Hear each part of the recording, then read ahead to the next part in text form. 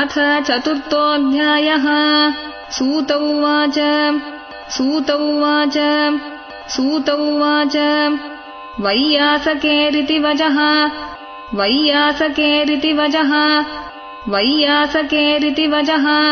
तत्त्वनिश्चयमात्मनः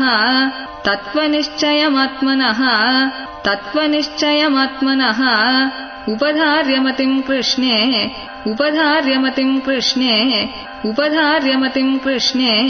औत्तरेयः सतीम्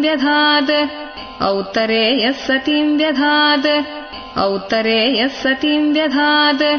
आत्मजाया सुतागार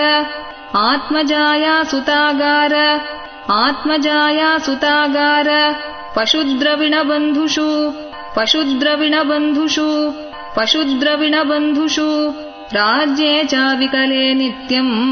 राज्ये चाविकले नित्यम् विरूढाम् ममताम् जहौ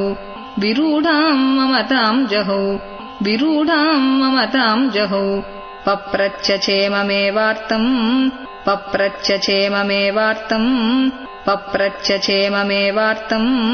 यन्माम् पृच्छत सत्तमाः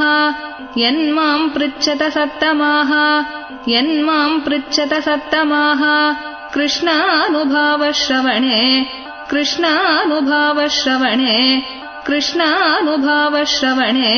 श्रद्धदानो महामनाः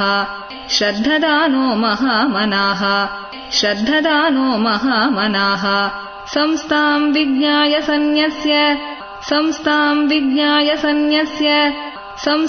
विज्ञाय सन्न्यस्य कर्मत्रैवर्गिकम् च यद्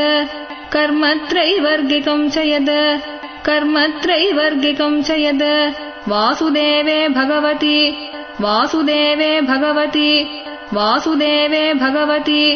आत्मभावम् दृढम् गतः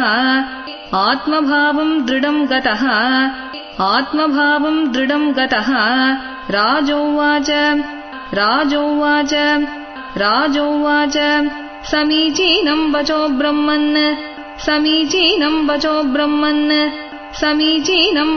ब्रह्मन् सर्वज्ञस्य तवानघ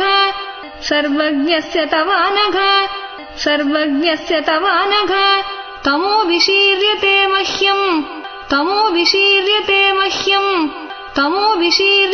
मह्यम् हरेः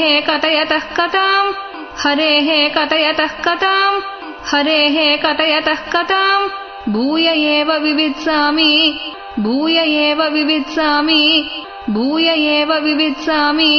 भगवान् आत्ममायया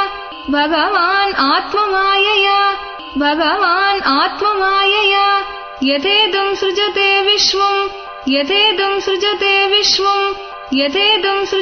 विश्वम् दुर्विभाव्यम्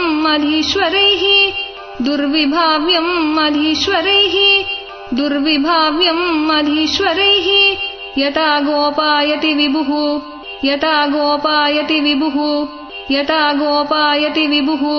यथा संयच्छते पुनः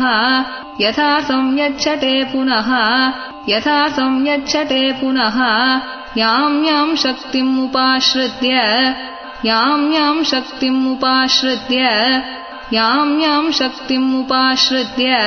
पुरुशक्तिः परः पुमान्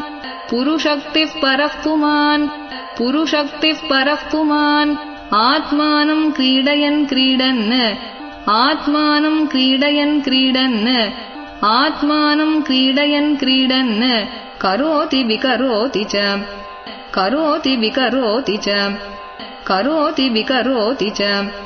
नूनं भगवतो ब्रह्मन्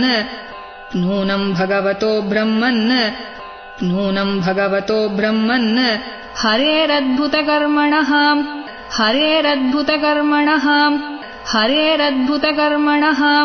दुर्विभाव्यम् इवा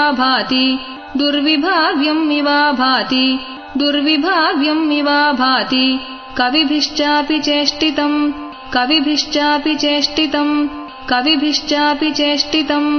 यथा गुणांस्तु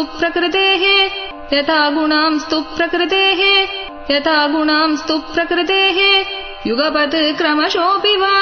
युगपत् क्रमशोऽपि वा युगपत् क्रमशोऽपि वा बिभर्ति भूरिशस्त्वेकः बिभर्ति भूरिशस्त्वेकः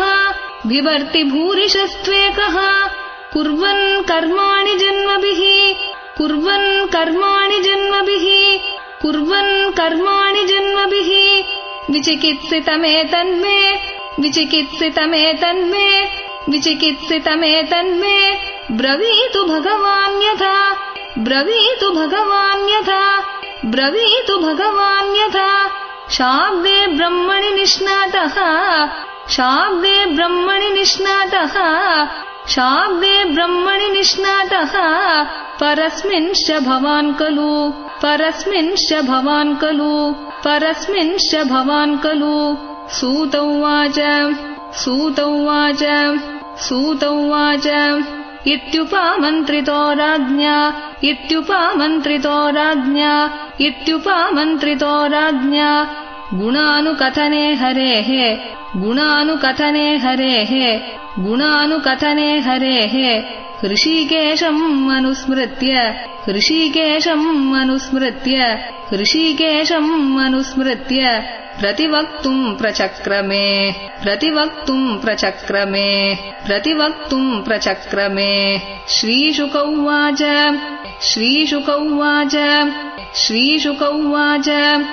नमः परस्मै पुरुषाय भूयसे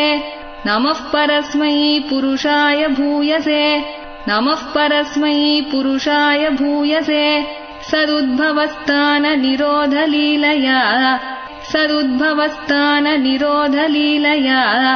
सदुद्भवस्थाननिरोधलीलया गृहीतशक्तित्रितयाय देहिनाम् गृहीतशक्तित्रितयाय देहिनाम्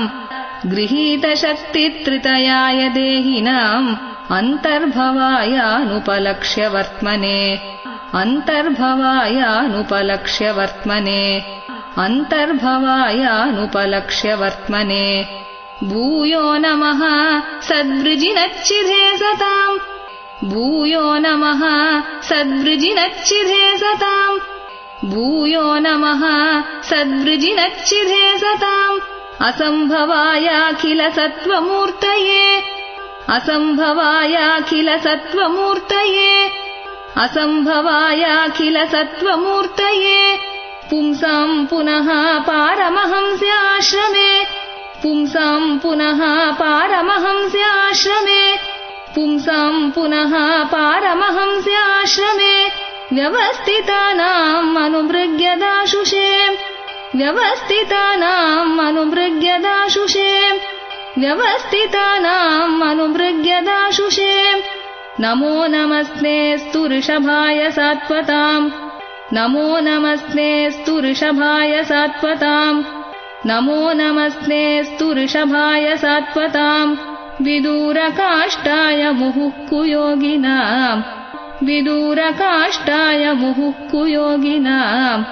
विदूरकाष्ठाय मुहुः योगिनाम् निरस्तसाम्यातिशयेन राधसा निरस्तसाम्यातिशयेन राधसा निरस्तसाम्यातिशयेन राधसा स्वधामनि ब्रह्मणि रंस्यते नमः स्वधामनि ब्रह्मणि रंस्यते नमः स्वधामनि ब्रह्मणि रंस्यते नमः यत्कीर्तनम् यत्स्मरणम् यदीक्षणम् यत्कीर्तनम् यत्स्मरणम् यदीक्षणम् यत्कीर्तनम् यत्स्मरणम् यदीक्षणम् यद्वन्दनम् यच्छ्रवणम् यदर्हणम् यद्वन्दनम् यच्छ्रवणम् यदर्हणम् यद्वन्दनम् यच्छ्रवणम् यदर्हणम् लोकस्य सद्यो विधुनोति कल्मषम् लोकस्य सद्यो विधुनोति कल्मषम् लोकस्य सद्यो विधुनोति कल्मषम् तस्मै सुभद्रश्रवसे नमो नमः तस्मै सुभद्रश्रवसे नमो नमः तस्मै सुभद्रश्रवसे नमो नमः विचक्षणा यच्चरणोपसादनात् विचक्षणा यच्चरणोपसादनात् विचक्षणा यच्चरणोपसादनात् सङ्गम् युधस्य उभयतोऽन्तरात्मनः ಸಂಗಂ ಯುದಸ್ಯ ಉಭಯತೋಂತರಾತ್ಮನಃ ಸಂಗಂ ಯುದಸ್ಯ ಉಭಯತೋಂತರಾತ್ಮನಃ ವಿಂದಂತಿ ಹಿ ಬ್ರಹ್ಮಗತಿಂ ಗತಕ್ಲಮಾಃ ವಿಂದಂತಿ ಹಿ ಬ್ರಹ್ಮಗತಿಂ ಗತಕ್ಲಮಾಃ ವಿಂದಂತಿ ಹಿ ಬ್ರಹ್ಮಗತಿಂ ಗತಕ್ಲಮಾಃ ತಸ್ಮೈ ಸುಭದ್ರಶ್ರವಸೇ ನಮೋ ನಮಃ ತಸ್ಮೈ ಸುಭದ್ರಶ್ರವಸೇ ನಮೋ ನಮಃ ತಸ್ಮೈ ಸುಭದ್ರಶ್ರವಸೇ ನಮೋ ನಮಃ ತಪಸ್ವಿನೋ ದಾನಪರಾ ಯಶಸ್ವಿನೋ ತಪಸ್ವಿನೋ ದಾನಪರಾ ಯಶಸ್ವಿನೋ ತಪಸ್ವಿನೋ ದಾನಪರಾ ಯಶಸ್ವಿನೋ ಮನಸ್ವಿನೋ ಮಂತ್ರವಿದಃ ಸುಮಂಗಲಾಃ ಮನಸ್ವಿನೋ ಮಂತ್ರವಿದಃ ಸುಮಂಗಲಾಃ ಮನಸ್ವಿನೋ ಮಂತ್ರವಿದಃ ಸುಮಂಗಲಾಃ ಕ್ಷೇಮಂ ನ ವಿಂದಂತಿ ವಿನಾ ಯದರ್ಪಣಂ ಕ್ಷೇಮಂ ನ ವಿಂದಂತಿ ವಿನಾ ಯದರ್ಪಣಂ ಕ್ಷೇಮಂ ನ ವಿಂದಂತಿ ವಿನಾ ಯದರ್ಪಣಂ ತಸ್ಮೈ ಸುಭದ್ರಶ್ರವಸೇ ನಮೋ ನಮಃ ತಸ್ಮೈ ಸುಭದ್ರಶ್ರವಸೇ ನಮೋ ನಮಃ ತಸ್ಮೈ ಸುಭದ್ರಶ್ರವಸೇ ನಮೋ ನಮಃ ಕಿರಾತಹೂಣಾಂಧ್ರಪುಲಿಂದಪುಲ್ಕಸಾ ಕಿರಾತಹೂಣಾಂಧ್ರಪುಲಿಂದಪುಲ್ಕಸಾ ಕಿರಾತಹೂಣಾಂಧ್ರಪುಲಿಂದಪುಲ್ಕಸಾ ಆಭೀರಕಂಕಾಯವನಾಃ ಕಸಾದಯಃ ಆಭೀರಕಂಕಾಯವನಾಃ ಕಸಾದಯಃ ಆಭೀರಕಂಕಾಯವನಾಃ ಕಸಾದಯಃ ಯೇನ್ಯೇ ಚ ಪಾಪ ಯೇನ್ಯೇ ಚ ಪಾಪ ಯೇನ್ಯೇ ಚ ಪಾಪ ಯದುಪಾಶ್ರಯಾಶ್ರಯಾಃ ಯದುಪಾಶ್ರಯಾಶ್ರಯಾಃ ಯದುಪಾಶ್ರಯಾಶ್ರಯಾಃ ಶುದ್ಧ್ಯಂತಿ ತಸ್ಮೈ ಪ್ರಭವಿಷ್ಣವೇ ನಮಃ ಶುದ್ಧ್ಯಂತಿ ತಸ್ಮೈ ಪ್ರಭವಿಷ್ಣವೇ ನಮಃ ಶುದ್ಧ್ಯಂತಿ ತಸ್ಮೈ ಪ್ರಭವಿಷ್ಣವೇ ನಮಃ ಸ ಏಷ ಆತ್ಮಾತ್ಮವತಾಂ ಅಧೀಶ್ವರಃ ಸ ಏಷ ಆತ್ಮಾತ್ಮವತಾಂ ಅಧೀಶ್ವರಃ ಸ ಏಷ ಆತ್ಮಾತ್ಮವತಾಂ ಅಧೀಶ್ವರಃ ತ್ರಯೀಮಯೋ ಧರ್ಮಮಯಸ್ತಪೋಮಯಃ ತ್ರಯೀಮಯೋ ಧರ್ಮಮಯಸ್ತಪೋಮಯಃ ತ್ರಯೀಮಯೋ ಧರ್ಮಮಯಸ್ತಪೋಮಯಃ ಗತವ್ಯಲೀಕೈಃ ಅಜಶಂಕರಾದಿಭಿಃ ಗತವ್ಯಲೀಕೈಃ ಅಜಶಂಕರಾದಿಭಿಃ ಗತವ್ಯಲೀಕೈಃ ಅಜಶಂಕರಾದಿಭಿಃ ವಿತರ್ಕ್ಯಲಿಂಗೋ ಭಗವಾನ್ ಪ್ರಸೀದತಾಂ ವಿತರ್ಕ್ಯಲಿಂಗೋ ಭಗವಾನ್ ಪ್ರಸೀದತಾಂ ವಿತರ್ಕ್ಯಲಿಂಗೋ ಭಗವಾನ್ ಪ್ರಸೀದತಾಂ ಶ್ರಿಯಃ ಪತಿಃ ಯಜ್ಞಪತಿಃ ಪ್ರಜಾಪತಿಃ ಶ್ರಿಯಃ ಪತಿಃ ಯಜ್ಞಪತಿಃ ಪ್ರಜಾಪತಿಃ ಶ್ರಿಯಃ ಪತಿಃ ಯಜ್ಞಪತಿಃ ಪ್ರಜಾಪತಿಃ ಧಿಯಾಂ ಪತಿರ್ಲೋಕಪತಿರ್ಧರಾಪತಿಃ ಧಿಯಾಂ ಪತಿರ್ಲೋಕಪತಿರ್ಧರಾಪತಿಃ ಧಿಯಾಂ ಪತಿರ್ಲೋಕಪತಿರ್ಧರಾಪತಿಃ ಪತಿರ್ಗತಿಶ್ಚಾಂಧ್ರಕವೃಷ್ಣಿಸಾತ್ವತಾಂ ಪತಿರ್ಗತಿಶ್ಚಾಂಧ್ರಕವೃಷ್ಣಿಸಾತ್ವತಾಂ ಪತಿರ್ಗತಿಶ್ಚಾಂಧ್ರಕವೃಷ್ಣಿಸಾತ್ವತಾಂ ಪ್ರಸೀದತಾಂ ಮೇ ಭಗವಾನ್ ಸತಾಂ ಪತಿಃ ಪ್ರಸೀದತಾಂ ಮೇ ಭಗವಾನ್ ಸತಾಂ ಪತಿಃ ಪ್ರಸೀದತಾಂ ಮೇ ಭಗವಾನ್ ಸತಾಂ ಪತಿಃ ಯದಂಗ್ರ್ಯಭಿಧ್ಯಾನಸಮಾಧಿದೌತಯಾ ಯದಂಗ್ರ್ಯಭಿಧ್ಯಾನಸಮಾಧಿದೌತಯಾ ಯದಂಗ್ರ್ಯಭಿಧ್ಯಾನಸಮಾಧಿದೌತಯಾ ಧಿಯಾನುಪಶ್ಯಂತಿ ಹಿ ತತ್ವಮಾತ್ಮನಃ ಧಿಯಾನುಪಶ್ಯಂತಿ ಹಿ ತತ್ವಮಾತ್ಮನಃ ಧಿಯಾನುಪಶ್ಯಂತಿ ಹಿ ತತ್ವಮಾತ್ಮನಃ ವದಂತಿ ಚೈತತ್ ಕವಯೋ ಯಥಾರುಚಂ ವದಂತಿ ಚೈತತ್ ಕವಯೋ ಯಥಾರುಚಂ ವದಂತಿ ಚೈತತ್ ಕವಯೋ ಯಥಾರುಚಂ ಸಮೇ ಮುಕುಂದೋ ಭಗವಾನ್ ಪ್ರಸೀದತಾಂ ಸಮೇ ಮುಕುಂದೋ ಭಗವಾನ್ ಪ್ರಸೀದತಾಂ ಸಮೇ ಮುಕುಂದೋ ಭಗವಾನ್ ಪ್ರಸೀದತಾಂ ಪ್ರಚೋದಿತಾ ಯೇನ ಪುರಾ ಸರಸ್ವತಿ ಪ್ರಚೋದಿತಾ ಯೇನ ಪುರಾ ಸರಸ್ವತಿ ಪ್ರಚೋದಿತಾ ಯೇನ ಪುರಾ ಸರಸ್ವತಿ ವಿತನ್ವತಾಜಸ್ಯ ಸತೀಂ ಸ್ಮೃತಿಂ ಹೃದಿ ವಿತನ್ವತಾಜಸ್ಯ ಸತೀಂ ಸ್ಮೃತಿಂ ಹೃದಿ वितन्वताजस्य सतीं स्मृतिं हृदि स्वलक्षणा प्रादुरभूत् किलास्यतः स्वलक्षणा प्रादुरभूत् किलास्यतः स्वलक्षणा प्रादुरभूत् किलास्यतः समे ऋषीणाम् ऋषभः प्रसीदताम् समे ऋषीणाम् ऋषभः प्रसीदताम् समे ऋषीणाम् ऋषभः प्रसीदताम्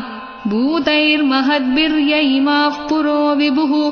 भूतैर्महद्भिर्य इमाः पुरो विभुः भूतैर्महद्भिर्य इमाः पुरो विभुः निर्मायशेते यदमूषु पूरुषः निर्मायशेते यदमूषु पूरुषः निर्मायशेते यदमूषु पूरुषः भुङ्क्ते गुणान् षोडश षोडशात्मकः भुङ्क्ते गुणान् षोडश षोडशात्मकः भुङ्क्ते गुणान् षोडश षोडशात्मकः सोऽलङ्कृषीष्ट भगवान् वचांसि मे सोऽलङ्कृषीष्ट भगवान् वचांसि मे सोऽलङ्कृषीष्ट भगवान् वचांसि मे नमस्तस्मै भगवते वासुदेवाय वेधसे नमस्तस्मै भगवते वासुदेवाय वेधसे नमस्तस्मै भगवते वासुदेवाय वेधसे पपुर्ज्ञानमयम् सौम्य पपुर्ज्ञानमयम् सौम्य पपुर्ज्ञानमयम् सौम्य यन्मुखाम्बुरुहासवम् यन्मुखाम्बुरुहासवम् यन्मुखाम्बुरुहासवम् एतदेवात्मभूराजन् एतदेवात्मभूराजन् एतदेवात्मभूराजन् नारदाय विपृच्छते नारदाय विपृच्छते नारदाय विपृच्छते वेदगर्भोऽभ्यदात् साक्षात् वेदगर्भोऽभ्यदात् साक्षात् वेदगर्भोऽभ्यदात् साक्षात् यदाह हरिरात्मनः यदाह हरिरात्मनः यदाह हरिरात्मनः इति श्रीमद्भागवते महापुराणे पारमहंस्याम् संहितायाम् द्वितीयस्कन्धे चतुर्थोऽध्यायः श्रीहरये नमः श्रीहरये नमः श्रीहरये नमः गोपिका जीवनस्मरणम् गोविन्द गोविन्द सद्गुरुनाथ महाराज की जय।